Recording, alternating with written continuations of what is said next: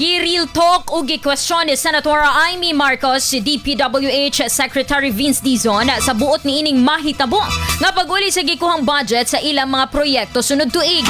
Hinihuman midepensa si Dizon nga maglisod silang budget tungod sa overpriced nga presyo sa materials luyo sa mando ni President Bongbong Marcos Jr. kun PBBM nga ipakunhod kini. Matod pa si Senadora nga nalibog kini sa ginabuhat sa mga ahensya nga gipakuha sa sugod o karon ipabalik na sab.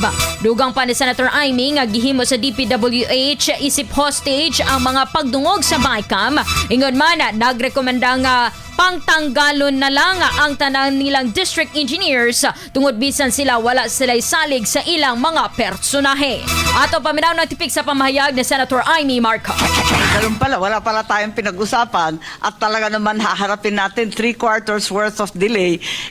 Tama naman yung mga nag-text po sa atin na lokohan na lamang to.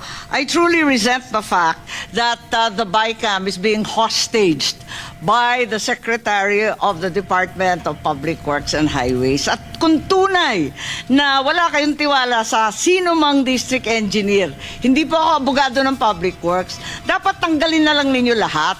Kasi pinapadagdagan mo yung budget, tapos yung mga mag-i-implement, wala kang tiwala, ano naman kami? Susunod sa iyo na kayo mismo walang tiwala sa isa't isa? Tama ba yun?